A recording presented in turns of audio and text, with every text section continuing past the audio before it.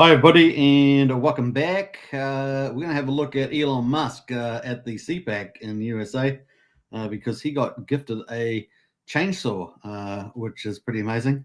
So we're going to watch that, and he gives us an update about Dodge and everything else. So it should be a bit of fun.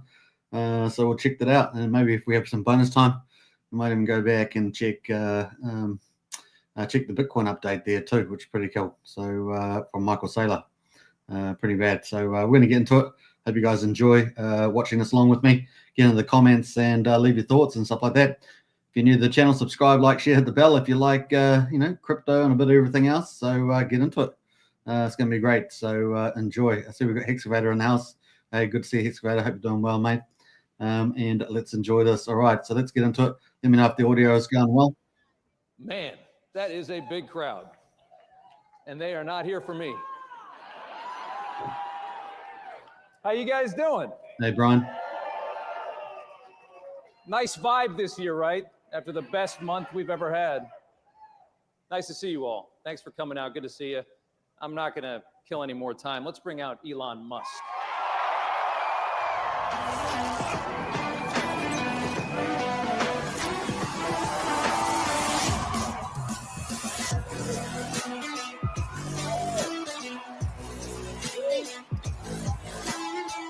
Elon looks great. Very high. Love it.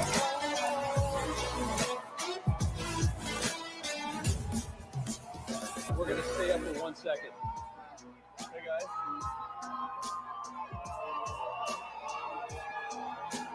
We've got one more surprise in case this wasn't enough. I'm going to let Elon do it. Who else is here? Well, President Milei has a gift for me. Javier Milei from Argentina. You guys know who that is, right? Why don't we bring him out? Yeah.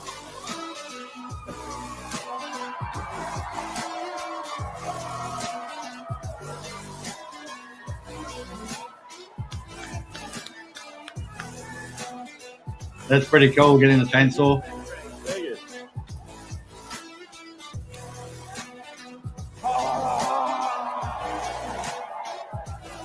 This is the chainsaw for bureaucracy.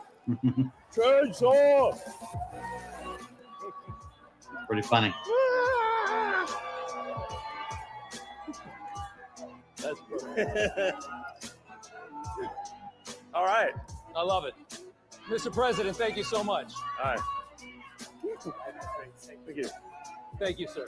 Nice to meet you. I love it. We love it. We love it. All right. They told me to put this right Where should we put it? Yeah. They want it right here. Plenty of All right, money great. coming back on waste. A little stage prop. All of you guys too. Thanks, guys. Have a seat. So, That was something. I am become meme. Yeah, pretty much. I'm living the meme. It's like there's living the dream and there's living the meme, and it's pretty much what's happening, you know. You're like, I think you're bigger. I mean, Doge started out as a meme. Think about it. That's true. And now it's real. Isn't that crazy? It is crazy. But it's cool. Let me ask you this. A year ago, if someone had told you you'd be at True. CPAC and working with the president to absolutely shred the government, the swamp, whatever you want to call Right. it, would you have ever believed that? No. No. Me neither. But it's cool. This is awesome. And I just want to say, thanks for your support. I mean, you guys are, So, I mean, we're trying to get good things done, but also have a good time doing it, and and have like a sense of humor, So, I mean, the left wanted to make comedy illegal, Like you can't make fun of anything. So then it was like comedy sucks. It's like nothing's funny. You can't make fun of anything. It's like legalize comedy. Yeah. Legalize comedy. And we've shifted the entire culture in just the last few months. The whole culture of this country has shifted dramatically just because of that election. Yeah, exactly. Yeah. You know, freedom of speech, having fun again. It seems like we should have a good time, you know. I mean, it's a great time. Everybody in this place is so excited, and I mean, when you talk to conservatives, everybody's happy. Yeah. And everybody feels this great sense of relief because we were going to hell for about 4 years. It really felt bad. Yeah. Especially toward the end, it felt really bad. Yeah, I mean, I thought we were sort of heading for a point of no return, really. Yeah. You know, until that's why it was so essential that President Trump win the election, and that there be a Republican majority in the House and Senate, which, thanks to you, that has been accomplished. Yeah. Yeah. I want to ask you, one of the biggest questions I have for you is, you've been, politically, you weren't really on one side or the other for a long time. You're a businessman. A lot of people, they stay away from it. Now you're on a side, and you've chosen a side. You're sitting here in a MAGA hat. What's it, how did that happen? What was the moment It's like, dark Gothic MAGA. That's a good one. Dark MAGA, yeah. What was there a specific moment? Was there a moment that it all changed? Yeah, when I realized I was a fool. But no, I was, I guess, yeah, I mean, I'd say like I was politically neutral for quite a while.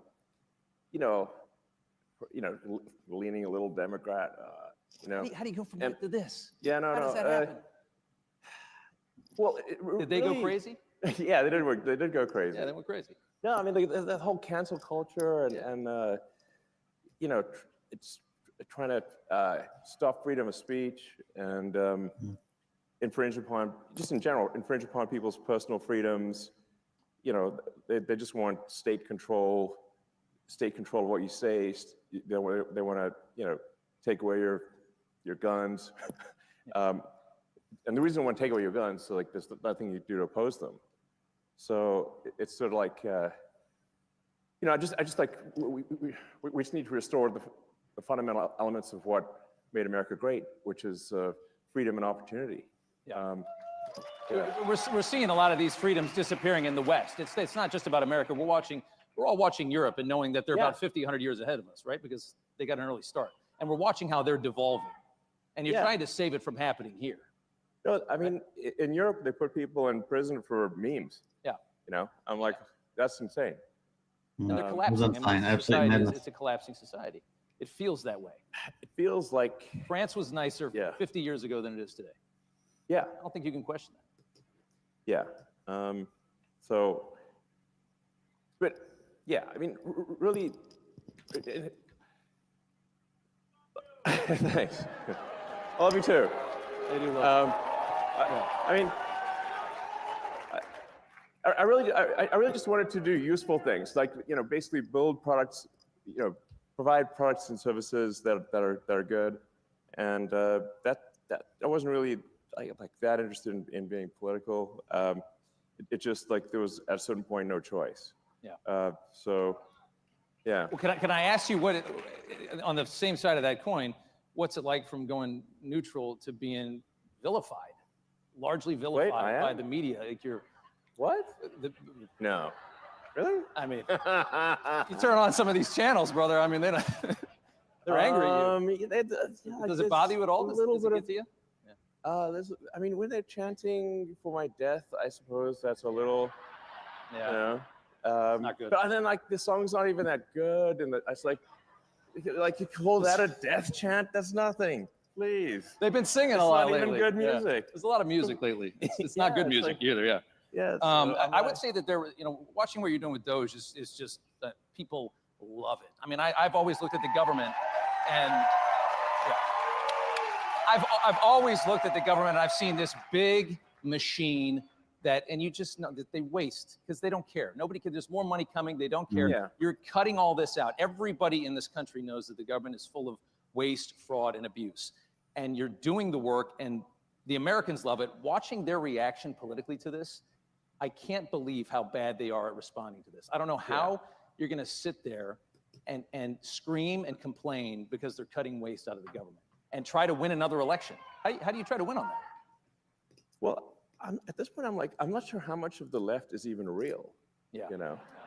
How much was propped up by our money? You know. Yeah. Like literally, you know, you see like these sort of fake rallies where there's like hardly any people, and the media will like frame it and like, you know, get all 6 people, you know, in the frame, but there's like nobody else is there.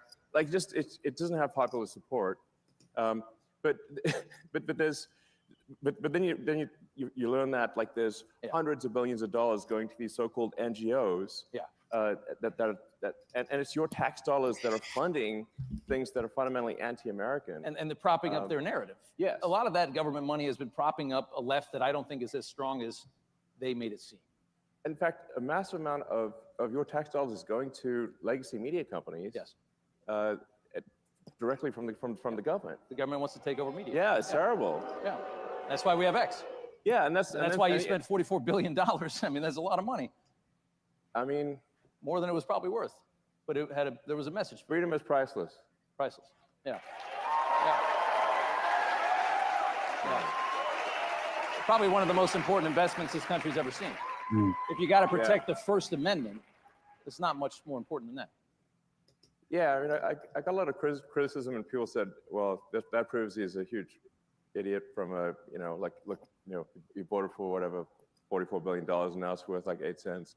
And it's not worth 8 cents. But you know, there's that, but it was essentially to you know, buy freedom of expression, once that's gone, it's all over. Yeah. It's all over. Yeah. Descent into tyranny is really quick after that. Yeah, I mean, like, you know, it's all the sort of federal money going to media companies is what helps explain why the legacy media all says the same thing at the same time. Yeah. Like, isn't it like, it's like weird. Like you can put them up where it's like, you know, like when they're mouthpieces for the state. For the state. Yes. And that's what we've come to know. Yeah. It's scary. And I like that meme where they because they're always saying like threat to our democracy, that threat to, but if you just replaced democracy with bureaucracy, it makes a lot of sense. It makes perfect sense. Yeah. Big threat to the bureaucracy. That's exactly right. Let's talk about these Doge dividend checks that everybody's talking about this week. And I know you tweeted out that you're gonna. Does everybody want like a $5,000 check in the mail? It sounds kind of good, right? And the best part about it would be knowing where it came from. That's $5 grand that you sent them last year. Totally. It's money that's taken away from things that are destructive to the country, and from organizations that hate you to you. That's awesome. Does it seem? I mean, have you talked? I mean, that's like glorious. That's like it's the best. The spoils of battle, you know. I like that. Is there traction on that? Yeah. So I talked to the president. He's supportive of that, and so it sounds like, you know, that's something we're going to do. Yep. So as we're finding savings, that's going to translate directly to reductions in tax. So. Yeah. I mean, I think they fired 6,000 people at the IRS today. And I think Lutnick said last night that they're talking about shutting down the IRS. And I think it's fair. I think people should realize this is, I mean, the amount of money that we send Washington like 5 or 6 trillion a year. That is such an ungodly amount of money. I mean, what do they say? They say like 1 trillion seconds is like 30 years or something like that. I mean, that's how much we send them, and they seem to never have enough. There must be a lot you can cut. No, absolutely. People ask me, what's the most surprising thing that you've encountered when you go to DC, you know, when you're in DC? And I said, well, the most surprising thing is the scale of the expenditures, and actually how easy it is to, when you add caring and competence where it was absent before, you can actually save billions of dollars, sometimes in an hour. Like it's wild. And then they scoff at it and say, oh, a few billion here or there. I mean, the way they're talking about it, you can see they don't care. It's such little money compared to how much they're used to wasting. That's what's really scary. Yeah, no, I mean, exactly. But obviously, it just shows that they really lack empathy for the average taxpayer who's working hard, paying taxes, and then they say, oh, $1 million doesn't matter. I'm like, I think it matters a lot, people, you know? Yeah. So what are you talking about? I'd like to have it. Let me ask you a question. I know the president fairly well. Watched him survive 2 assassination attempts. Had the first one not happened, the second one would have gotten him. It was very, because without those extra guys, they would have never seen that gun poking through the fence at the golf course. I saw the crew that you isn't it like mind blowing that this has happened? I mean, it just and what? By the way, why do we still know nothing about that guy in Butler? What's going on? But Cash is going to get to the bottom of it. Yeah, there you go. By the way, yeah. Woo. Confirmed just a couple hours ago, but I saw that the security detail that you had come in is enormous. Well, it's not that enormous. Maybe it should be bigger. I don't know. I think you could probably afford it. But I mean, how concerned are you about your safety? Dealing, I mean, you are a wanted man. Are you nervous? So, look, I'm open to ideas for improving security. I have to tell you, I don't actually have a death wish. I think, but it's not that easy. I mean, but I have I've had even people like President Bukele from El Salvador who managed to put in prison I don't know 100,000 murderous thugs, and he was he called me. He's like, I'm worried about your security. I'm like, you're worried about my security? I'm like, what? Okay. That's I mean, talk about guts to do that down there. I mean, yeah, totally. And survive. I was like, how did you put all those thugs in prison without dying? Because it seems like that would have been not easy, Well, there's the president has one of his top attorneys is now investigating, I guess, Chuck Schumer for threats against SCOTUS, a congressman on the Democrat side for saying, basically saying we're going to bring a war to you, like a fight to you. I mean, the rhetoric. You guys are screwing with things that are not supposed to be messed with. That's true. Well, we're fighting the Matrix. There's a lot of people that really don't want that to happen. Yeah, we're fighting the Matrix big time here. But it's got to be done. Yeah. And are you? It certainly does. What's going on with? Tell us about Fort Knox. Yeah. It's Kentucky. It's a military base. It's a ton of gold, tons and tons and tons of gold. 5,000 tons of gold, or 5,000 give or tons take, of gold are there in the ground and this. I mean, it's a very secure thing. I think we all want to see it. I'd love to see it. This is your gold, by the way. It's the public's gold. Do you think it's not there? I don't know. Yeah. But I think you just want to see it. Yeah, we want to go see it and just make sure somebody did spray paint some lead or something, Yeah. Is this real gold? Fight at the bar, Didn't dent. But I think honestly, part of this also is just let's have some fun and like I said, all this gold at Fort Knox, it's the public's gold. It's your gold. So I think you have a right to see it. You want to take a tour? Yeah, I think we should have do a tour. And then the president last night was like, I think he's in favor of it. That would be cool.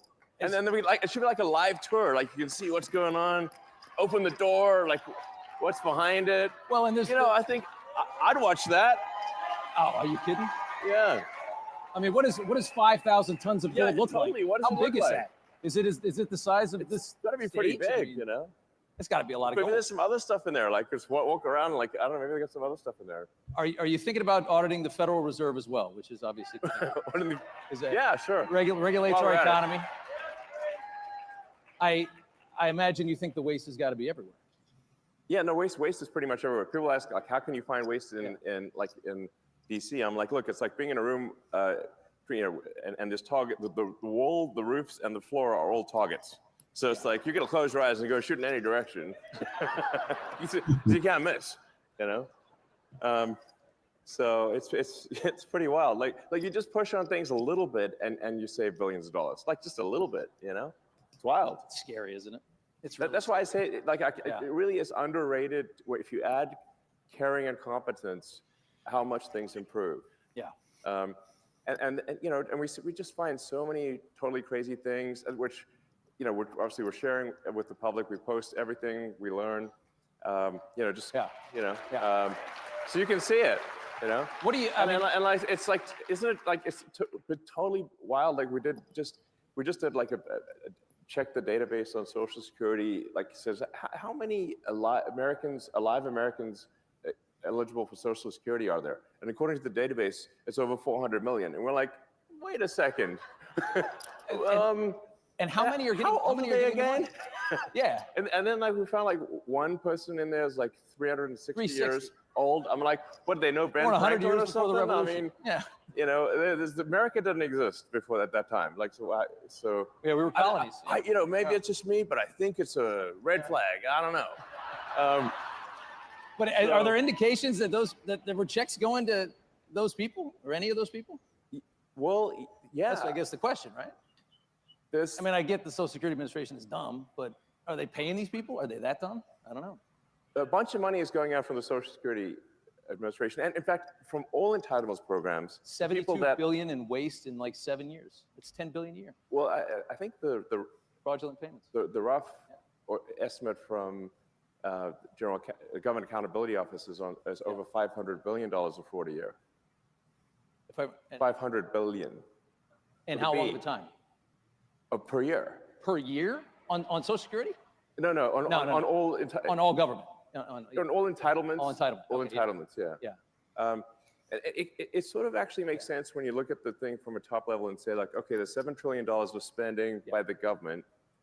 What percentage do you think is fraudulent? Okay, exactly.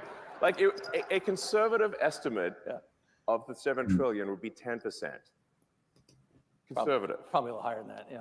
Exactly. Feels like a quarter out of every dollar, right? But if the fraud's only 10% of 7 trillion, you've got $700 billion of fraud. Yeah. And by the way, it's like really easy to take advantage of the federal government. It's very easy. So. Very easy. Look at COVID. Yes. Everybody got rich during COVID. I mean, look at all these scammers. I mean, it's unbelievable. It looks like, in terms of the COVID payments, there was something like $200 billion of COVID payment fraud taken by fraudsters out of the country. Out of the country, yeah. That's like I think, listen, if there's going to be fraud, it should at least be domestic. Yeah. So, you know.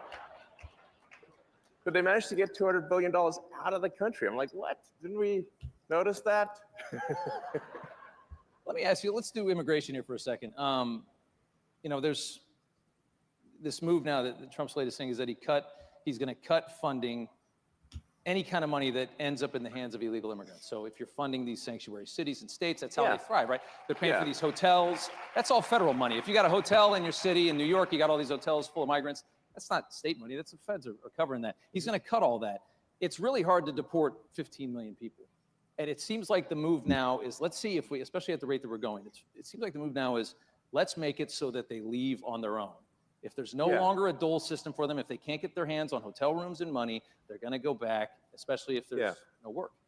Well, I think it's really important for people to understand that the Biden administration sent any possible money that they could if there was money they could send to facilitate and amplify illegal immigration, they sent it.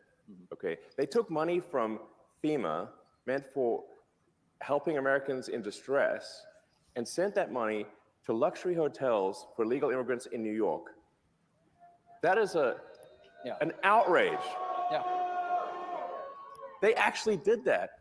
And not only that, even after the president signed an executive order saying it has to stop, the FEMA, the sort of whatever deep state bureaucrats still pressed send on $80 million last week to go to the Roosevelt Hotel in New York and other places last week. And now they're mad that it got stopped, and they're like trying to sue to have it be restored. It's like the gumption is unreal. You think they're creating a new voter class? Would you think that was the goal when they open up the borders for 4 years? Create a new voter class, get them citizenship, get them in, green cards, vote. A lot of these things, like, you don't actually have to assume some grand conspiracy. You just need to look at basic incentives.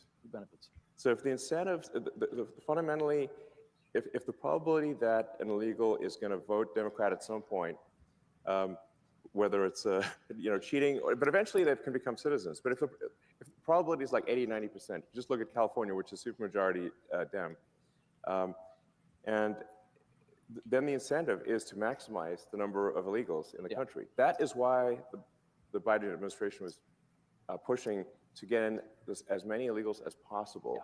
and spend every dollar possible to get as many, because every one of them is a customer, every one of them is a voter. Yeah.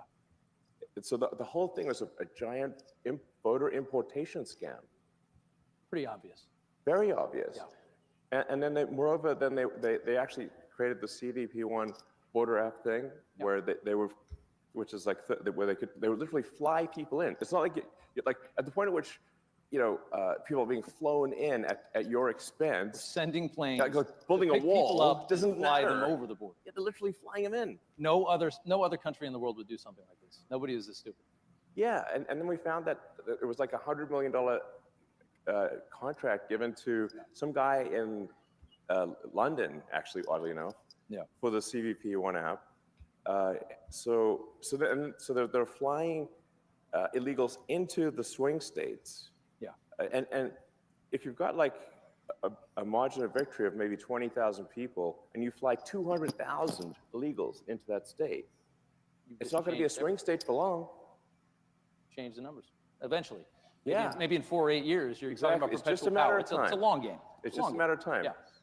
So it might take like a year for an asylum seeker or something to get a green card, and then 5 years for the citizenship. It's an investment that is guaranteed to pay off. Yeah. Just a question of when. They all remember who brought them in and who left them here. Exactly. I want to go back. I want to talk about Biden. This is a big deal. Like I think a lot of people don't quite appreciate that this was an actual, real scam at scale to tilt the scales of democracy in America. It's treason. Yeah. One more Biden question. I remember when they would do the electric car stuff, they would always try to box you out, even though you have the only electric car anybody wants. You said, I think this week, that you think that Biden left these astronauts up in space because he didn't want to give you an opportunity to save them, make NASA look bad, make the private sector look better, make you look good. You believe that? Yeah, no, absolutely. So, of course. I kind of agree. Why would he want to let you help them come down when you're supporting the president? I mean, the Biden administration was attacking me next level. I mean, the Department of Justice, or Injustice under the Biden administration, was, I mean, they were suing SpaceX. They're suing SpaceX for not hiring asylum seekers.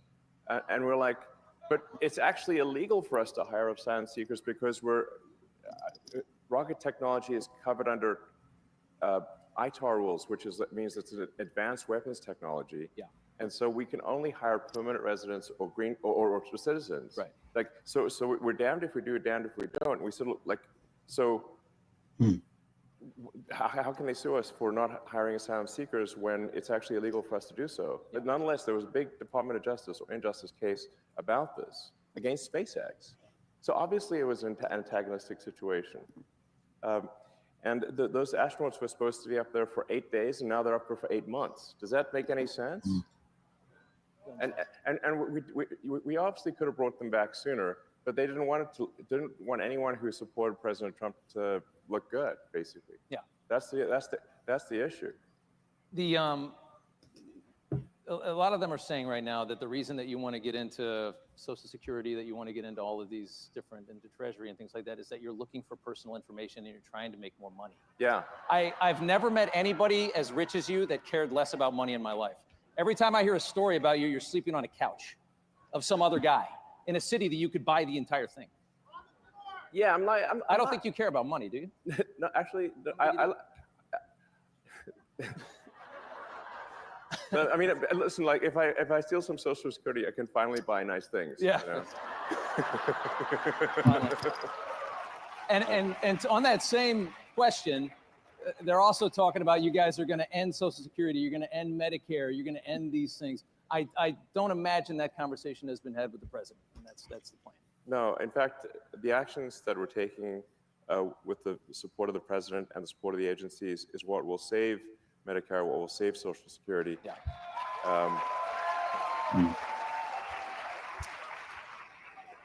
And because if the country goes insolvent, if all the money is just spent on paying interest on debt, there's no money left for anything. Yeah. So that's the reason I'm doing this, is because I was looking at the big picture here, and it's like, man, our debt's getting out of control. The interest payments, the interest on the national debt, now exceeds the entire Defense Department budget. $1 trillion a year in Yes. interest just to carry the money that we owe is $1 trillion a year. Yes. That is unbelievable. And rising rapidly. So like, I mean, a country is no different from a person. Country overspends, country goes bankrupt. Same as a person who overspends goes bankrupt. So it's not like optional to solve these things. It's essential. So we're going to go bankrupt. Yes, yeah, we are. Couple minutes left here. Russia. There's a huge push from this administration. Yeah. People like sometimes like to end this war. Say like, yeah. You know, I'm a bought asset of Putin. Yeah. I'm like, he can't afford me. Yeah. I think you're worth more than Russia. Think about it. I like that. So, you're trying to end a war. It's all ending a war always means you have to compromise. You have to negotiate with an enemy or an adversary. That's just what it is. And right now, they are lambasting the president for trying a different method to a war that they haven't been able to end for 3.5 years or 3 years. Yeah. They're saying Trump's blaming Zelensky for the invasion. How do you process all of the negativity toward him for trying to end this war? Well, first of all, I think we should have empathy for the people dying at the front lines. That's the most important thing. And people have been dying, you know, it's like, how many more years is this supposed to go on? Yeah. And imagine if that was your son, your father, you know, what are they dying for? Yeah. What exactly are they dying for? That line the line of engagement has barely moved for 2 years. Yeah. There's a whole bunch of people dead in trenches for what? And I'll tell you what for what. It's like for the biggest graft machine that I've ever seen in my life. That's for what? It's unreal. Like the amount of money that is being taken in graft and bribery is disgusting. And so what's actually happening is that those you know, those poor guys are getting sent into a meat grinder for money. That's what's actually going on. Mm. Yeah. And it needs to So stop. true. And it seems, I mean, Trump is so pragmatic on this. He's just looking at it and he's saying it's Ukraine, it's not our country, it's not a NATO ally. I just want to see people not dying. I want to see on both sides. I mean, think about how so many young men have died in Ukraine that the army is starting to age out. The military is aging out. You got 40 and 50-year-old guys fighting in a war because there's nobody left that's not killed or maimed in their 20s. Yeah. That's the reality of it. Think about how many people that is. If you're a humanitarian at all, you just got to end the war. Like, no matter what, just get it over with. Yes, people, they need to stop dying. Yeah. And the grift machine's got to stop, you know? So, and I think people, that don't, a lot of people out there don't realize, like, the president has a lot of empathy. He really cares, you know? He's a good man. So. I got one more for you. I've been fascinated by you for a very long time. Thanks. I've never seen anybody that can, you know, do so many things at the same time. I mean, you've got the rockets, you got the cars. I've always wanted to ask you, what is it like inside your mind? Like, is it just 1,000 miles an hour? I mean, are you? Yeah. Is it just not? I mean, does it ever stop? Do you sleep? How much do you sleep? What's? Paint us a picture of inside of the mind of a genius. Like, how do you do all this? Can you answer that question? It's not an easy question. Yeah. I mean, my mind is a storm. Yeah. So, it's a storm. But I mean, let me maybe tell you something. Like, you didn't ask the question, but I think it's worth, and nonetheless, maybe just elaborating on something, which is, you know, I grew up in South Africa, but my morality was informed by America. I read comic books, you know, played Dungeons and Dragons, and I watched American TV shows, and it seemed like America cared about being the good guys, you know, about doing the right thing, and that's actually pretty unusual, by the way. Yeah. It's like in the world, it's very unusual. Yeah, it's not like actually most countries don't do that. No, they don't. No. And so I was like, yeah, you know, you want to be this good, you want to be on the side of good, you want to care about what's right, and yeah, so that's Yeah. what I believe in, you know. So I gave you a tough one at the end. yeah. So yeah. That's great. That's great. Elon Musk. All right, you're the thank man. you. Thank you so much. All right. I appreciate it. All right. Thank you. All right, so that was Elon Musk interview. We're going to queue up Michael Saylor, who's also at CPAC in the USA. So I'll queue that up as well. So let me know what you thought of that interview. Bit of a fun, relaxed kind of style. But we're going to pull in Michael Saylor with the Bitcoin. So if you're a Bitcoin maxi, there's probably something good for you. So let's get straight into it. Let's see. I see we've got a few people in the house as well. Brennan, good to see you. Brian, Fast Abdul, Property View. Big shout out all of you guys in the chat there. Hexrog in there, and a few others. So a big shout out to everybody and welcome. Let's get into Bitcoin. Michael Saylor, of course, he continues to buy Bitcoin no matter what the price, and it's got a huge holding. Is it 2%? Maybe a supply, something crazy like that. So let's get into it. What about that speech from our vice president and our great Mercedes Schlapp? I am not as good as a moderator as Mercedes. Michael turned to me, he said, man, she's good. I go, Mike, I'm not that good. But good morning, everyone. Thank you so much for being here. It's an honor to be here at 100%. CPAC, moderating one of the most critical discussions of our time, the future of Bitcoin, digital assets, and financial freedom. We are witnessing a once-in-a-generation transformation in how people store and transfer wealth and value. And today, I have the privilege of introducing a man who didn't just predict the future of money, he's helping build it. In 2020, as governments printed trillions of dollars, where it weakened our US dollar, one CEO made history. Michael Saylor became the first major CEO of a US publicly traded company to transfer his entire balance sheet from cash into Bitcoin. Historic, that's incredible, that's risk. He is the largest single corporate holder of Bitcoin in the world, owning 478,740 Bitcoin, now worth 48 billion. Michael just didn't talk about Bitcoin. He bet on it, he built on it, and he led the way for corporations, investors, and people like me and you to invest and remain sovereign. He remains one of the most influential voices in financial and technological history, proving that Bitcoin isn't just an investment, it's a revolution that America has to dominate. Please join me in welcoming one of the most fearless and financial minds in our future, a champion of digital freedom and a trailblazer, Michael Saylor. Well, thanks for the intro. I'm really excited to be able to address this group today because I think that Bitcoin represents the most powerful technology force for conservatism in the world. And I don't know that that's fully appreciated, but Satoshi many years ago had this vision for sound money and sovereign money via technology, via modern cryptography, modern semiconductors, the modern internet.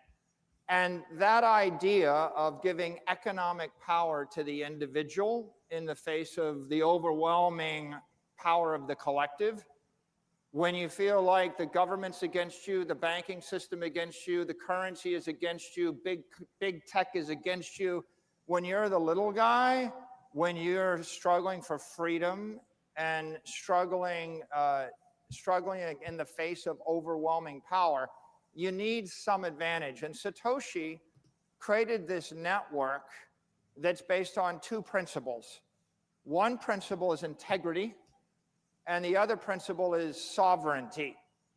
The integrity, we all know, is there'll never be more than 21 million Bitcoin, And that's enforced by millions and millions of computers and hundreds of millions of people everywhere in the world that believe it's not okay to lie, cheat, or steal. It's not okay to distort the truth. There is a truth. There is a universal common ledger that no one can tamper with, no one can corrupt, not a nation state, not a company, not a politician. And that idea of a censorship-resistant, unstoppable version of the truth was a first in human history. It was a first. And then the second idea is sovereignty. It's like, well, if there is a truth, can you own it? Right? So with Bitcoin, the idea is you can own a Bitcoin and you don't have to trust a bank with it. You don't have to trust the city with it. You don't have to leave it in the custody of a big company. You can take self-custody.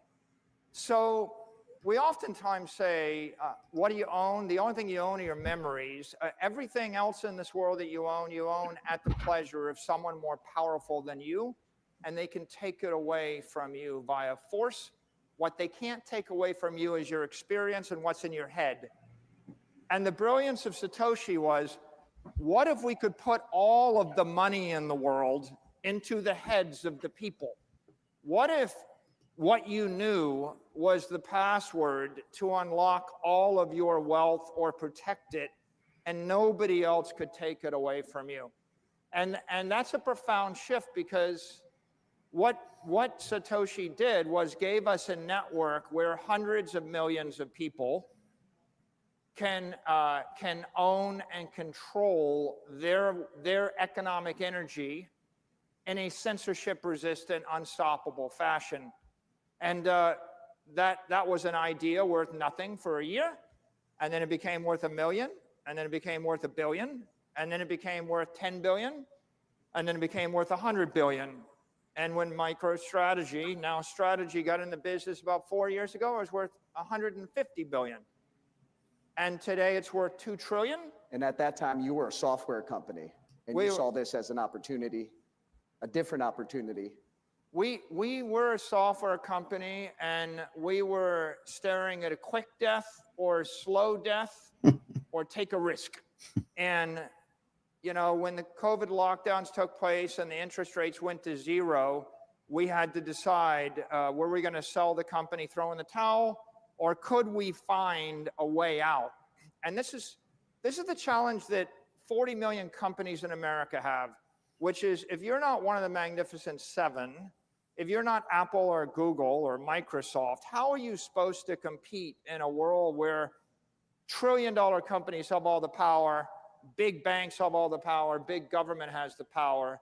And Bitcoin offered us the way out, because if you recapitalize a company on Bitcoin, you're not slave to the bank, you're not slave to the currency, you're not slave to the local politician that tells you what you can do and how you can use your money.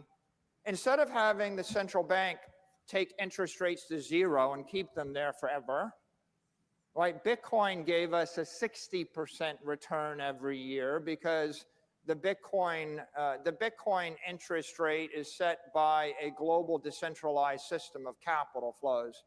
So my company was able to save itself when we switched from Bitcoin, from the US Treasury or the bond to Bitcoin.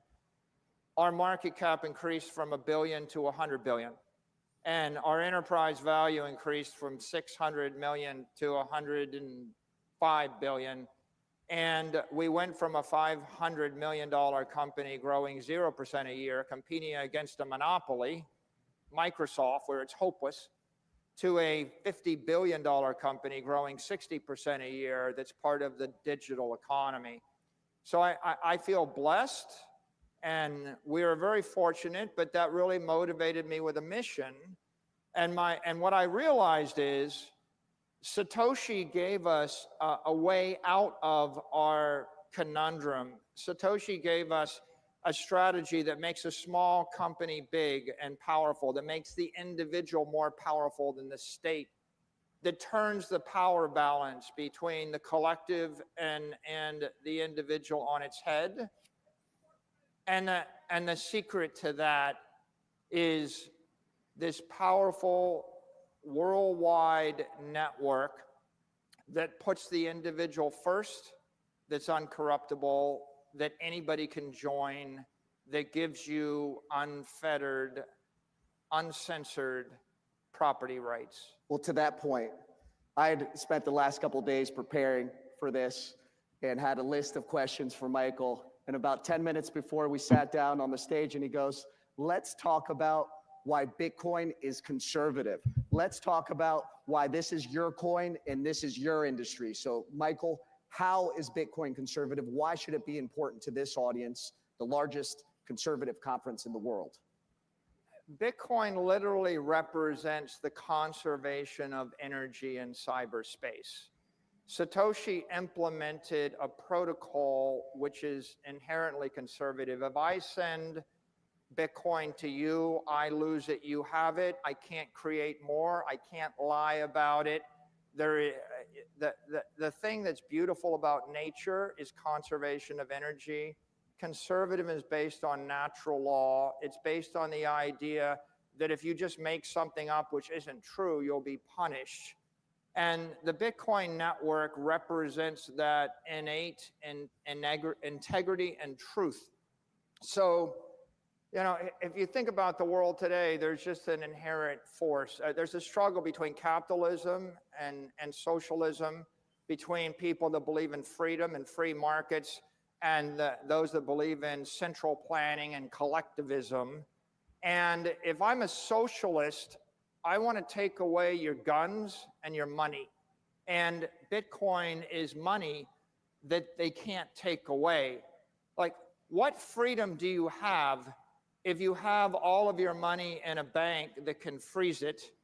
What freedom do you have if you have your money embedded in a currency that, where someone can print 4x more of it without your approval and debase it to zero?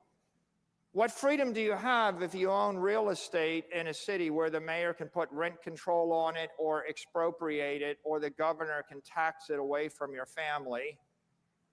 What freedom do you have if all your wealth is in a business where the government can tell you you can't operate, shut down your pipeline, tax your employees, tax your income, regulate your product? And the answer is, you only have conditional freedom until the government changes and they just take away that freedom. And then when they take away your wealth, when they take away your economic power, they're going to starve you to death, and then you've got nothing. So Bitcoin represents putting your economic wealth in cyberspace. It's beyond the reach of the mayor, beyond the reach of the governor, beyond the reach of any nation state, beyond the reach of any other company that would do you harm. It is the first time in the history of the human race that you can bind economic energy tightly to an individual, to a family, to your company, and you don't have to ask permission to have economic wealth, to have money. And you don't have to live in fear that someone gets up on a morning and just takes it all away from you to power you down. And so if I am conservative, I want a family, I want a company, I want freedom. Well, how are you going to pay for it? And if you live in a country like Venezuela and the currency goes to zero, you're going to be begging for food next week. Wouldn't it be great if I could take the wealth of my family and put it into a network that no one can loot, no one can corrupt? And at the end of the day, I don't want to gamble my future. I don't want to take my life savings and gamble in the stock market. I don't want to take my life savings and gamble that the mayor of the city won't just take my property away from me. I actually just want to own the wealth. I want to own my money. And Bitcoin is a way for you to convert your capital into digital capital that will last 1,000 years. Your country will be, your company, your country, or your family will be wealthy for generations to follow. You don't have to live in fear. And when you don't have to live in fear, when you have economic independence, you can actually stretch your time horizon out and you can build an institution, you can build a family, you can build a life for yourself. Michael, you talked about several things there. One is wealth, sovereignty, agency, the ability to come in and for someone, a mayor, a city councilman, to take what you have. We've seen that happen from New York to California. A lot of us have been subject to this. And then you also talk about leadership. We have President Trump. We have the greatest leader our nation has ever had. He's compared to George Washington. People love him. We love him. He sees Bitcoin, he sees the digital asset industry as an exceptional opportunity. How can America ensure its dominance moving forward?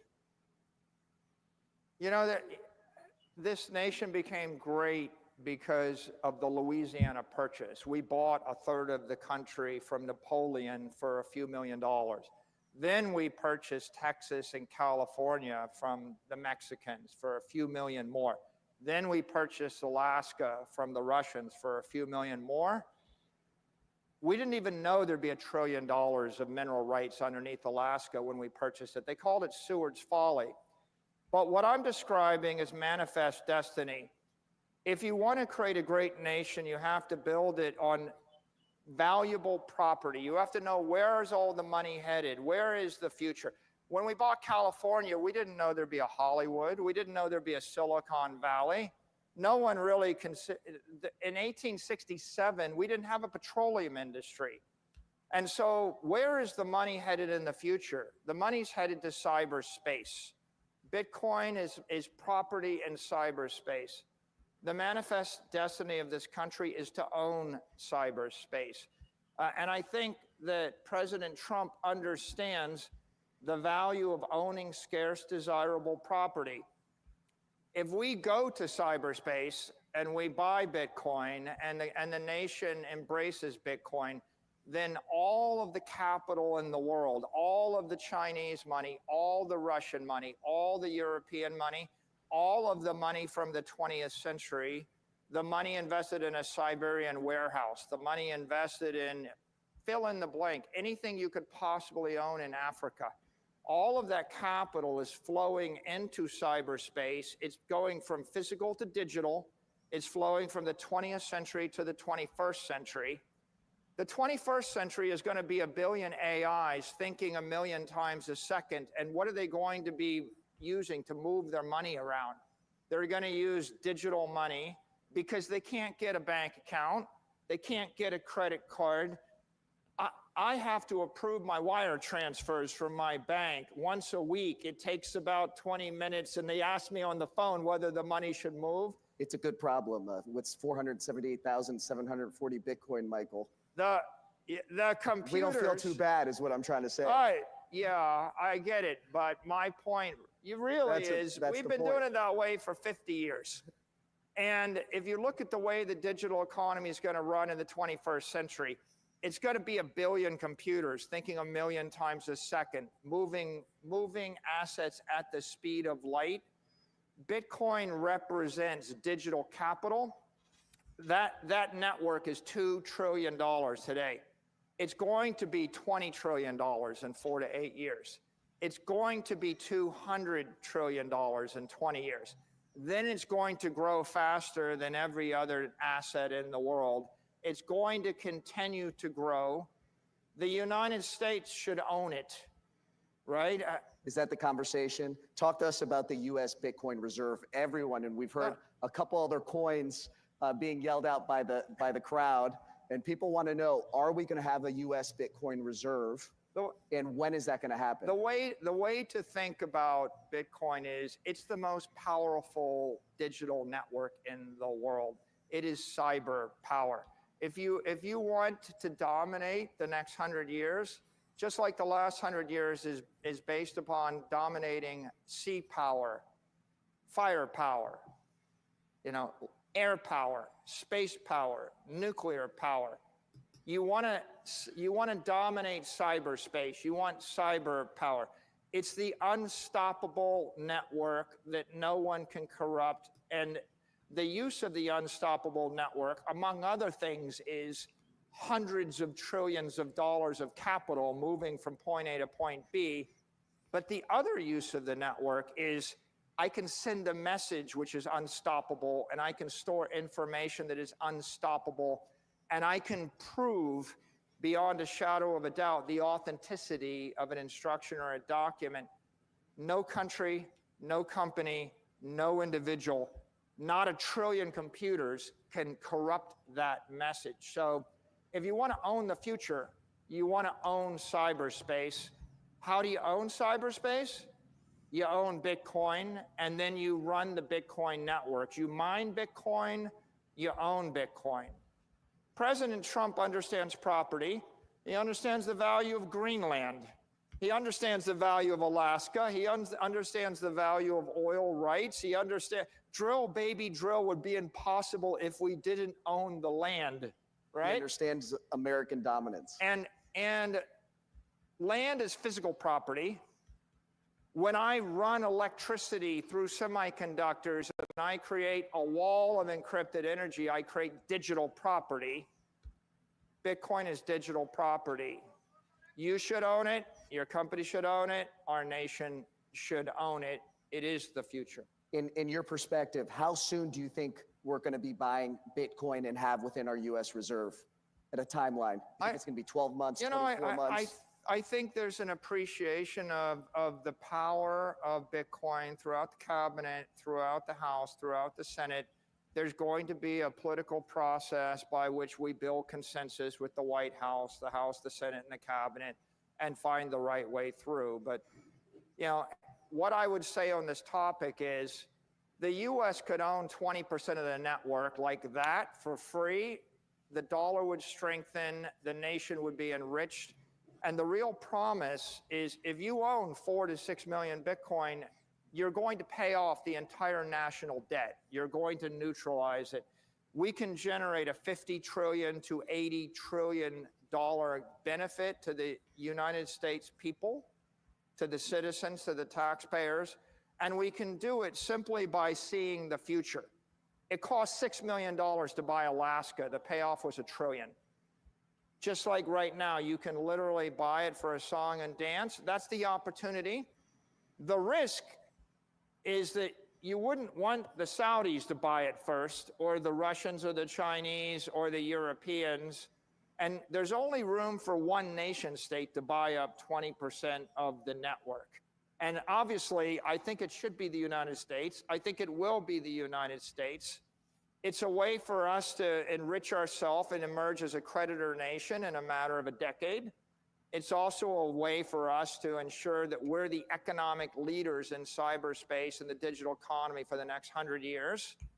And if we do that, every one of our allies will follow us, and then all of our enemies will end up having to buy into the network once it passes 10 or 20 million a coin, and they will enrich us. And we saw that just yesterday. President Trump was in Miami, and he was talking about Bitcoin. The Bitcoin reserve is a touchy subject. A lot of people want to know what other coins within the digital asset industry are going to be involved. The U.S. does not just hold just gold and oil within our reserve. It holds up to 27 other trace minerals, and so we're completely diversified. Do you see room for another digital asset to be included in the Bitcoin reserve or the U.S. financial reserve system? I think the key thing to keep in mind right now is that Bitcoin is a commodity. It is an asset without an issuer. There is no company, no individual, no country, no entity that can corrupt it. It has reached escape velocity. It has gotten to the point where it is basically a freedom virus, a truth virus, a monetary virus. It has been embraced by $1 trillion of smart money. That is, $1 trillion of real money has been invested in the network. It is 99% of the digital power on Earth. It's fairly unstoppable. And so if you're going to capitalize a company or a country, you want to capitalize it on property or a commodity or a network which is beyond the point where anybody could change the nature of it. And so that makes Bitcoin the most certain thing in the digital universe. And when you talk about certainty, And when you talk about truth, over the last 4 years, we've experienced as a culture travesty. We haven't been able to speak. We've been censored. How does Bitcoin, what is Bitcoin to you? What do you see that others don't?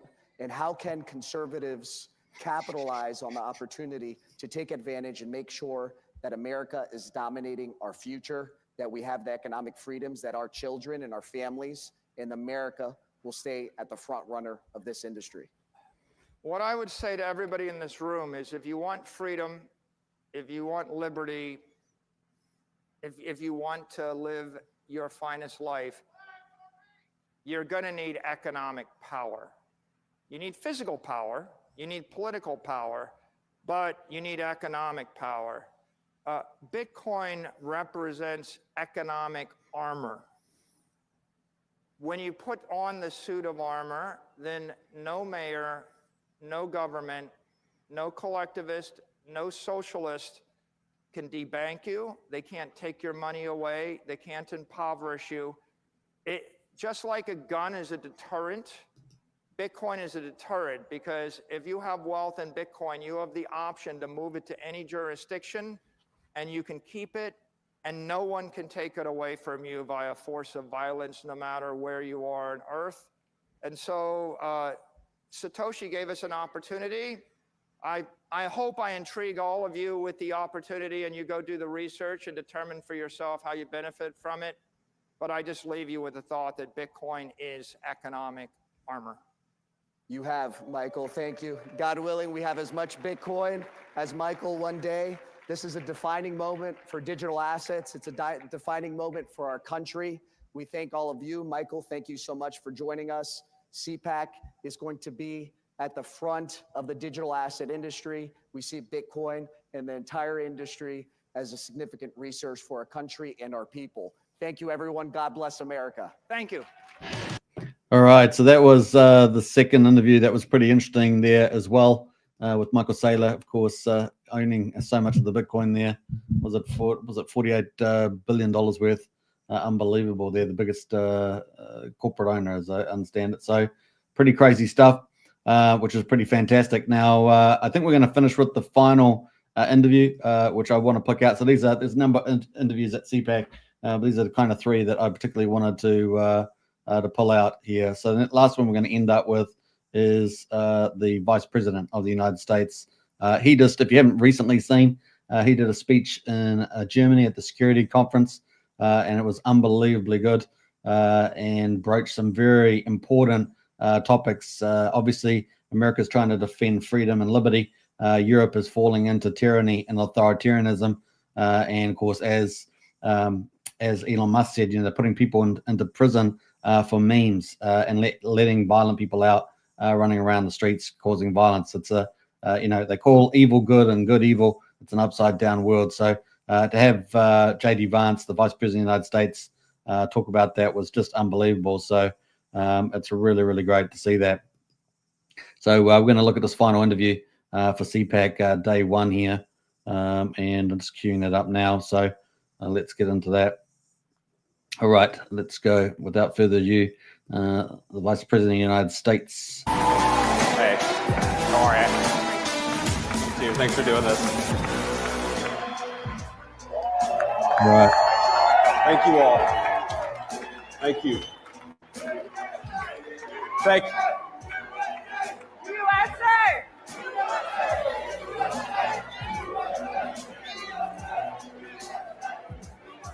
Thank you all. Thank you. It's great to be with you. It's good to see you. It is great to see you too. I mean, you've been like on a whirlwind here. Yeah. Are you a little jet lagged or no?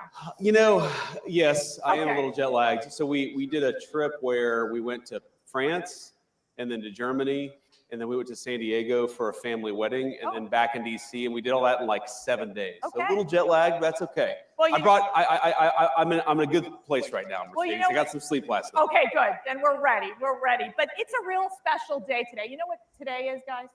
It's February 20th. That means our 31st 30 days, the happy one-month anniversary of the Trump-Vance administration. I mean, how exciting is that?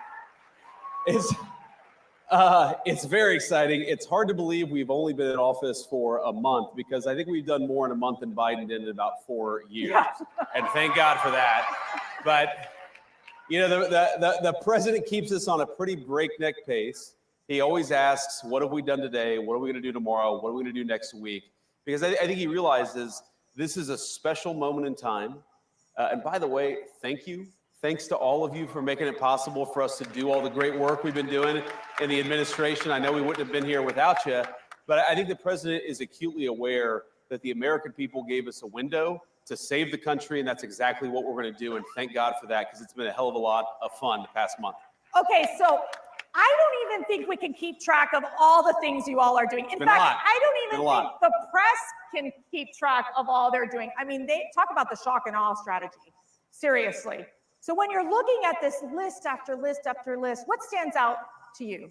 Well, speaking of the press, I do think that we've had maybe more executive orders than CNN has viewers tonight. So hello to our friends at CNN. I actually think that their plan was they were going to go all in on anti-Trump and hope that he could save CNN in the same way that he did, frankly, in 2017, because nobody really watched the network until he became president in 2017. But that's maybe the one thing I think the president has been unable to save the CNN's ratings over the last few months. But look, I think that what the president has tried to do is recognize that we have a historical mandate on a few issues. We have to secure the southern border, and thanks to his actions, border crossings are down well over 90%, and we're just getting started. He recognizes that we have to really unlock the engine of American growth. We've got to get back to having a growing economy that creates good jobs and high wages for the American people. And a lot of that goes back to drill, baby, drill. We've done more on energy under President Trump's leadership than I think any administration in history. And that's not an exaggeration. And of course, we're going to do more.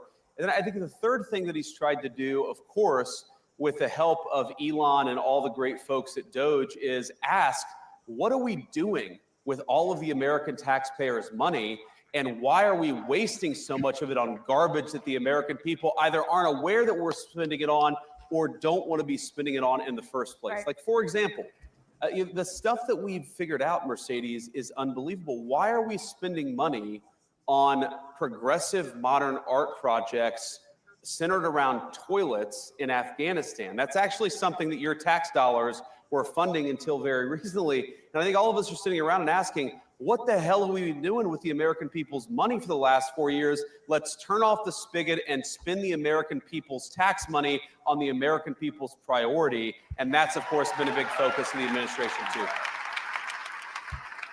Let's dig deeper into the immigration issue. Sure. We've seen, and you've met many of the victims, people who have family members who have died, Yes. been tragically murdered. Those angel families in the hands of these criminal illegal aliens. Sure. What's your message to these families? What is your message to these horrific drug cartels and human traffickers who have preyed on the most vulnerable in the world? Well, our message to the drug traffickers is get the hell out of our country. Your free ride is over because President Trump is back in the Oval Office. That is, you're not welcome. You were never welcome, according to the American people. But unfortunately, you had President Joe Biden, who allows you to run free over the United States of America. And Donald Trump has said, you're terrorist organizations. We're going to go after you. We're going to wage war on you. And certainly, we want you out of the United States of America. And that's an important message, of course. But our message, and you know this, Mercedes, our message to the families is President Trump cares about you. He thinks that it's disgraceful what your own government let happen to your children, to your grandchildren, and it's got to stop. And of course, we mourn with people, we pray for people, but we're also asking, as their government, why did this happen to your child in the first place? And the answer is that under Joe Biden, your government didn't do its job. Under Donald Trump, it is. Thank God for that. On the economy, and I'm getting this question all the time, you know, it's this question of affordability, right? Yeah. There's a lot of stress on our families, something that I think Joe Biden could not manage in terms of really helping lower that cost of living and making things just simply more affordable. Sure. We talked about energy independence being a critical component of this, of ensuring that we unleash this economic prosperity. What more needs to be done? Yeah, so one of the first interviews I did, it was, I think 6 or 7 days after the inauguration. And somebody asked me, well, it's been 6 days. What have you guys done to fix the inflation crisis created by Joe Biden? I'm like, well, first of all, it's been 6 days. We've done a lot in 6 days, but it's going to take some time to fix what Joe Biden broke over 4 years. And we know it is easy, unfortunately, to burn the house down. It takes a little bit of time to build it back up. And here's what we have to do. Because look, the fundamental goal of our immigration policy, of our border policy, of DOGE saving taxpayer money, the fundamental goal is we want your children and grandchildren to be able to raise a family in security and comfort in the country that we all love. That is the whole goal of President Trump's agenda.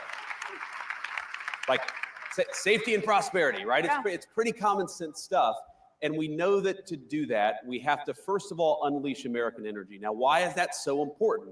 Because look, if, you know, we all know grocery prices got too high under Joe Biden's leadership. Well, one of the main drivers of groceries is energy.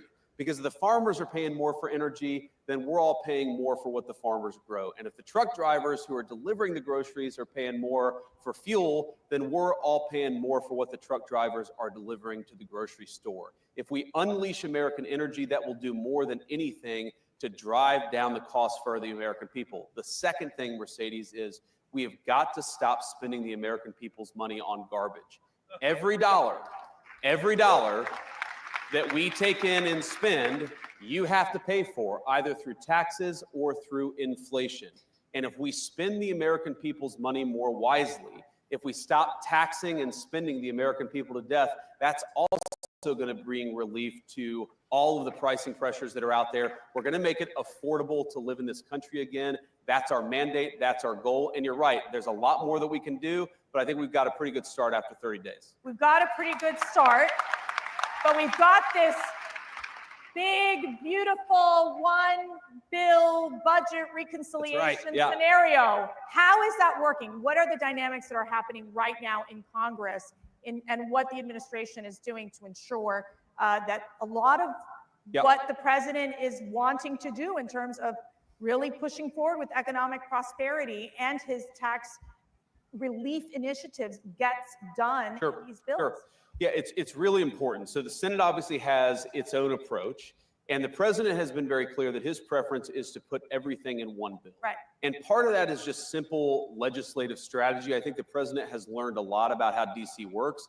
And I actually talked to the president about this yesterday, and he said to me, look, it's very rare that you can get 2 reconciliation bills done in one Congress, which is why he thinks we've got to do a lot with that one big, beautiful bill, that first reconciliation package that we're going to get through the House and the Senate. It's going well. It's early, right? This stuff takes time to put together. I think, you know, if you had a record pace reconciliation bill, we would get this thing done in May or in June. I think we're on track to do that, but we've got to do some basic things, Mercedes. One, like I said, we've got to continue to unleash American energy. That's part of the reconciliation bill. We've got to make sure that other countries stop taking advantage of us. That's a big part of President Trump's tariff policy, is we got to stop being taken advantage of. You know, of course, we want to make the President Trump tax cuts permanent and extend them into the future. We want no taxes on tips. We got to do some of the things we talked about during the campaign.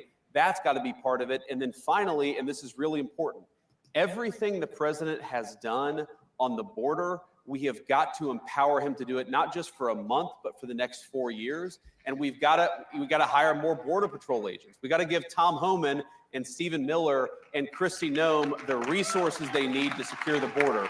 And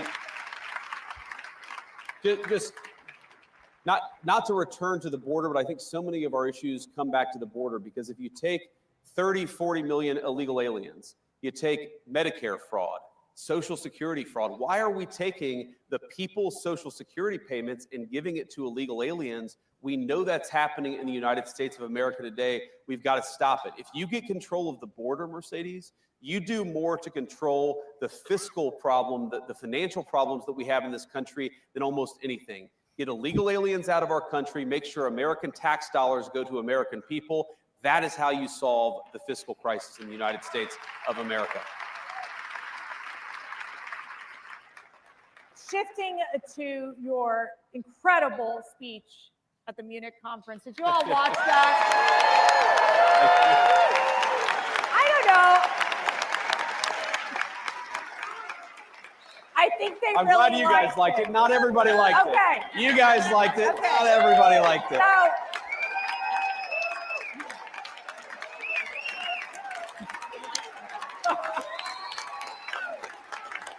Good to see you.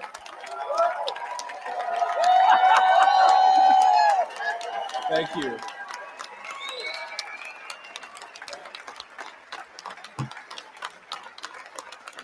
So look, the greatest threat in Europe, and I'd say it was the greatest threat in the United States until about 30 days ago, is that you've had the leaders of the West decide that they should send millions and millions of unvetted foreign migrants into their countries. That is the biggest threat to Europe.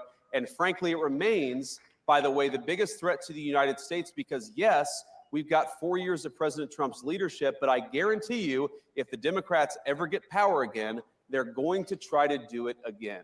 We cannot rebuild Western civilization. We cannot rebuild the United States of America or Europe by letting millions and millions of unvetted illegal migrants come into our country. It has to stop.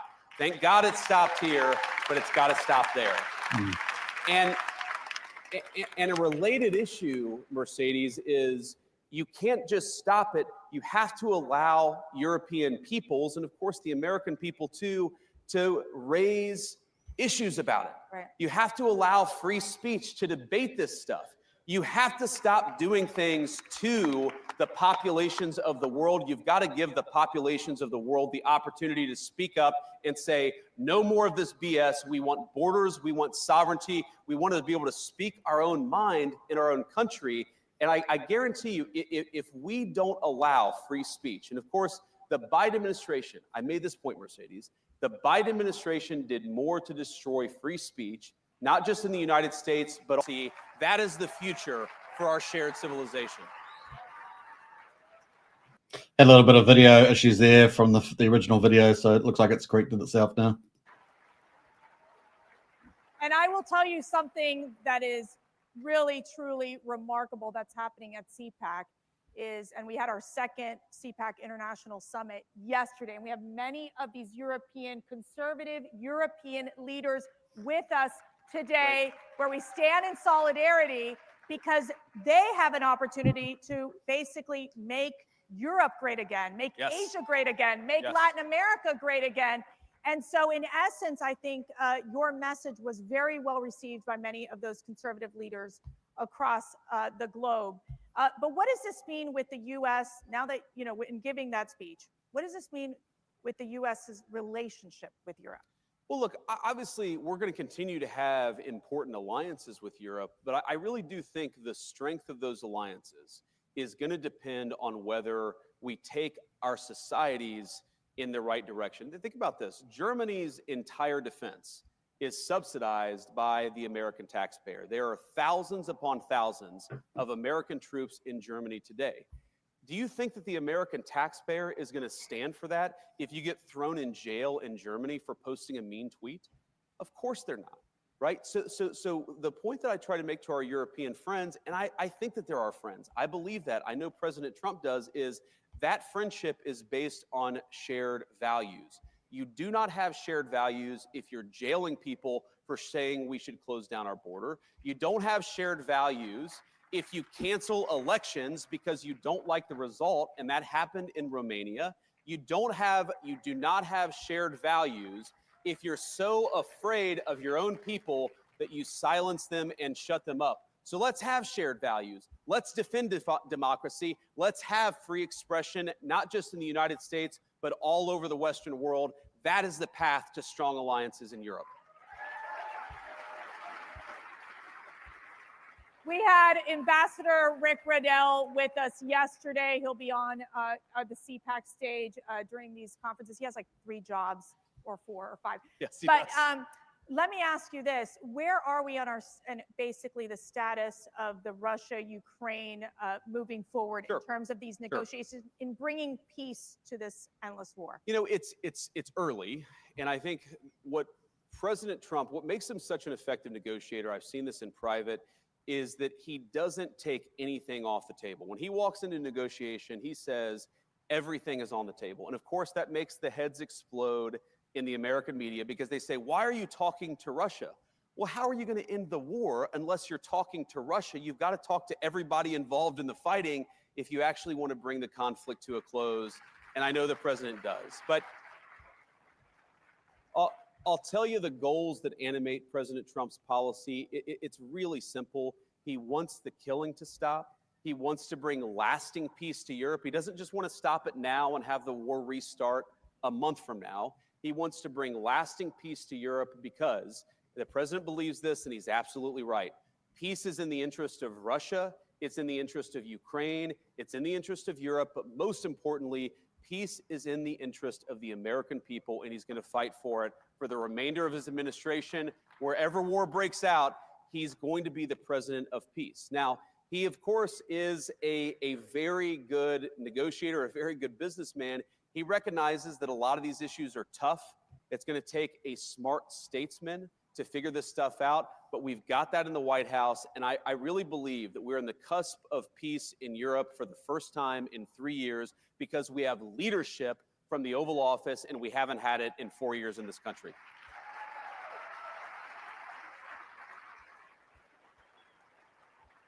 Matt and I mentioned this right when we started the conference. We're honored by the presence of 2 hostages that were freed after the Hamas atrocity, the tragedy that we've seen happen. And we have several of the family members as well who still they're there, where their loved ones are still being detained by Hamas.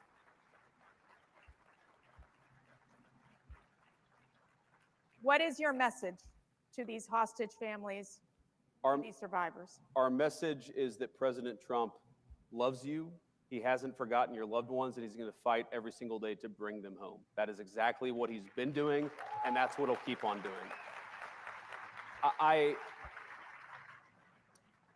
was actually talking with one of my best friends about this a couple of days ago. Can I be your best friend too? Yes. Okay. I think we all want to be your best friend, right? Okay. But I was talking with him, and he was asking me. He was like, well, I don't understand. Why was Biden unable to do this? And then, like, the minute that Donald Trump won, we started to make progress in bringing the hostages home. And I said, man, it's just a question of leadership. You actually need a president who is willing to pick up the phone and say, you got to bring these people home. No. We're not focused on that crap right now. We're focused on bringing hostages home. And then when the negotiations hit a wall, because they always do, you need a president who picks up the phone and says, cut this crap out. We've got to make progress, and you've got to keep that pace going. It's leadership. It really is. And I saw it behind the scenes. And what the president did is he empowered, in particular, because this was before we were inaugurated. This is before we had our great Secretary of State, Marco Rubio, or any of the great people around us. The president sent his dear friend, and he's become my dear friend, Steve Witkoff, as an emissary of the President of the United States. And he said, Steve, you speak for me, get it done. And if there are problems, pick up the phone and call me. Steve Witkoff, with the president's leadership, got it done, and it's amazing. And of course, we still got work to do. We've got to finish the process. But I really believe the president is as committed to this as any American leader in my lifetime. We're going to keep on fighting for it. One of the issues that's central to the CPAC community is the issue of pro-life. Of course. And what is the administration going to do to defend the unborn, to provide support for those mothers, those fathers that choose life? Sure. Well, You know, one of the things, of course, the president got done during the first term, and I think that it's why he is accurately called the most pro-life president in American history, is he finally made it possible for the will of the people to speak on the life issue. And that was the Dobbs decision. What that did is it gave the abortion question back to the people. It took it out of the hands of unelected bureaucrats and unelected judges and gave it back to the people. And I think the most important thing that we can do, and as you know, Mercedes, I'm very pro-life, I'm a devout Christian, is that we have got to persuade our fellow Americans, because now we've got the power. We've got the power of persuasion. We've got to persuade our fellow citizens that unborn life is worthy of protecting. It is sacred in the eyes of God, and it should be sacred in the eyes of man too. And we have to pick up the torch and fight for that every single day. And I know you guys are up for the task. I am too. And I think on the administration side, what the president has said, and it's been consistent, it's going to be consistent in the rhetoric and in the policy, is we believe in the Trump administration that babies are good, that families are good, and we want to make it easier for young moms and young dads to choose life, to start families, and to bring new life into the world. That's the whole point of our policy. Now, some of that, of course, is supporting our great crisis pregnancy centers at the moment of these important healthcare decisions, encouraging young women to choose life at that important moment of choice. Some of that is bringing costs down so that, you know, young moms and dads don't look to the future and a new baby and say, how can I afford this? And if they're able to actually afford to raise a family, maybe they'll start thinking of babies as the blessings that we all know that they are. Yeah. And I think, but I think fundamentally, this is going to take a lot of leadership from the president on down, but from every single person in this room. We've got to persuade our fellow citizens to stop thinking about babies as inconveniences to be discarded. We've got to start thinking of them as blessings to cherish. And that's exactly what I promise to do. So now we're going to get personal. This is gonna be so fun. Your faith. Yep. Why is it so important to you? What does it mean to you? Tell us why, when you go every single day to work, how faith is a part of who you are. Well, I mean, first is I believe, like, the fundamental tenet of the Christian faith, it's not just a set of good moral principles, though it is that. I think the fundamental tenet of our faith is that the Son of God became man, he died, and then he raised himself from the dead. That is the fundamental tenet of the Christian faith, and I think so much flows from that. And I think one lesson that flows from that is that we shouldn't fear death. Of course, death is a very bad thing, but there are much more terrible things than just losing one's life, and importantly, you could lose one's soul. And I think whether it's fighting for the unborn or fighting for peace and security for our citizens, I want us to be the kind of society where my kids can grow up to be virtuous young people, can be good young Christians, of course, because that's what I'm trying to raise them to be. And that's what our public policy is trying to do. Creating the space where moms and dads can raise their children in their faith to become good young people who believe the things that I do. That is what I'm trying to create, is the space for you, of course, to raise your children as you see fit, but the space for me to raise my kids to be the kind of young people that I think they ought to be.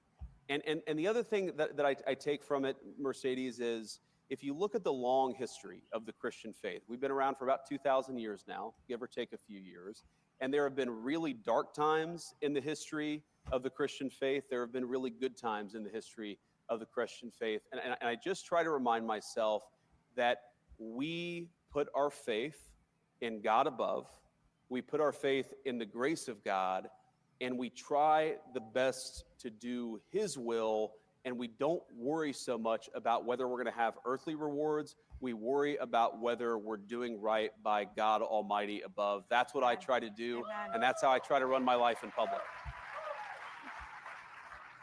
You mentioned raising these children into good people and also into good citizens that Yes. can contribute to society and to the world. We had so many young people come out and support Donald Trump Yes, we did. and J.D. Vance And thank you. this past election. So what is your message? And what is your message to the young men? You know, I guess my message to young people generally is we're trying to make your life better. And that is the simple thrust of President Trump's policy is we want you to be able to buy a home.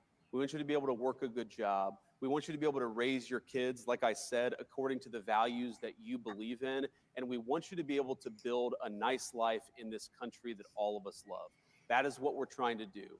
And, you know, you guys more than anybody, more than me, I'm talking about people under the age of 30 in particular, you guys are going to have to deal with the consequences of good policy or of bad policy for much longer than the rest of us. And I want you guys to think about the future and ask yourself, do you want safe communities? Do you want a prosperous life? Do you want to be able to work a good job? Or do you want that job shipped off to China or somewhere else? We're fighting for you every single day. We want you to help fight for us because we've got to win. Not just the policy battles of the next couple of months. We've got to win the midterm elections in a couple of years. We need you. We recognize that we need you, and we're fighting for you every single day.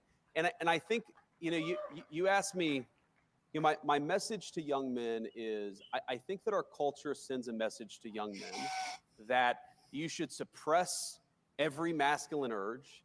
You should try to cast aside your family. You should try to suppress what makes you a young man in the first place. And I think that my message to young men is don't allow this broken culture to send you a message that you're a bad person because you're a man, because you like to tell a joke, because you like to have a beer with your friends, or because you're competitive. It's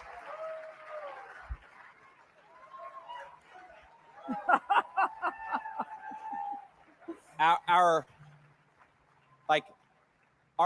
message, the cultural message, and I think the president's and mine is the exact opposite, but our cultural message is I think that it wants to turn everybody, into whether male or female, into androgynous idiots who think the same, talk the same, and act the same. We actually think God made male and female for a purpose, and we want you guys to thrive as young men and as young women, and we're going to help with our public policy to make it possible to do that.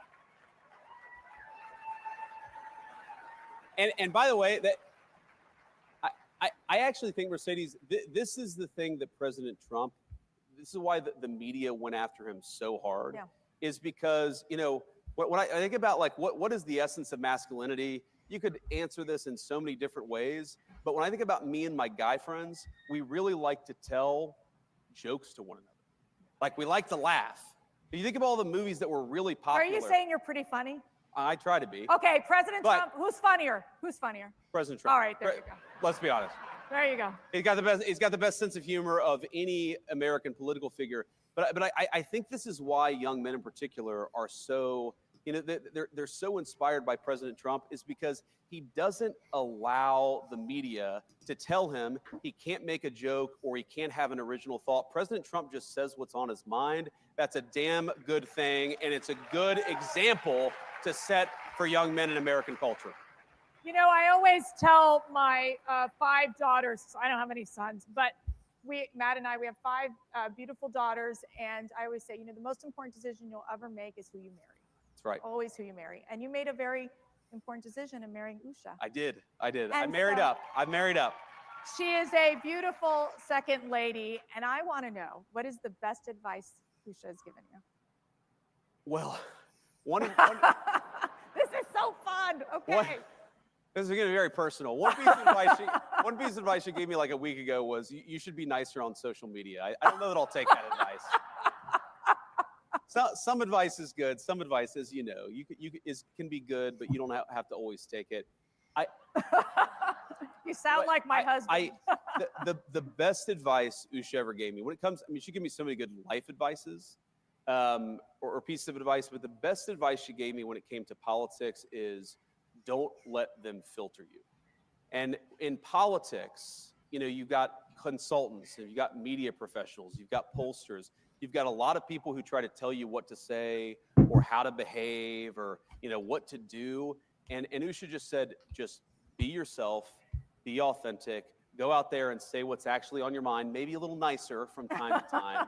But I think that's the best advice that she gave me. And that's why we take our kids everywhere. And that's why I'm not afraid to make a joke on social media, even if it's sometimes a dad joke. I forgive me, all of you who don't like dad jokes, but you just got to be yourself. Yeah. And I think that's President Trump's superpower in American politics. And that's probably the best advice Usha ever gave me, at least on politics. Okay, last question. What inspires you every day? Well, I mean, one is my family, right? I mean, I'm blessed to have a 7-year-old, a 5-year-old, and a 3-year-old. And I can't help but see the country through their eyes. And when we were on the campaign in particular, and we would take our kids with us, all of my kids, when we were about to land in some new place, they'd all rush to the window of the plane and they'd look out and they'd say, "Oh, Dad, this looks so cool." Like, the beauty of the Arizona cactuses and Arizona deserts. Or, we'd be in Texas for a fundraiser and they'd be like, "Oh my God, like, look at just all of that open space," right? Or we'd be in North Carolina and say, "Oh, look how beautiful the Green Mountains," right? This idea of these beautiful green mountains of Appalachia, North Carolina. We love North Carolina. And I guess what inspires me is you can't help but be hopeful and energetic and optimistic about this country when you see it through the eyes of a child. So I hope I never lose that perspective because it does inspire me every day. Well, Mr. Vice President, you inspire us every day. We are praying for you. We are praying for your family. We are praying for this incredible administration, for, of course, President Donald Trump. And we are honored that you are here with our CPAC family. And I'm honored to be here. Thank you. You. Thank you so much. Thank you all. All right. So that was the third interview that I picked out of the CPAC. Those three are really great. Elon, Michael Saylor, and, of course, the Vice President, JD Vance. And, of course, what was the common theme? Freedom, right? Freedom. But also, technology, financial prosperity, safety, security, common sense, liberty. I mean, it was just incredible. These three guys, absolutely amazing stuff there. So it was great to see. Hope you guys enjoyed this coverage. And I'm going to do lots more of these sort of things.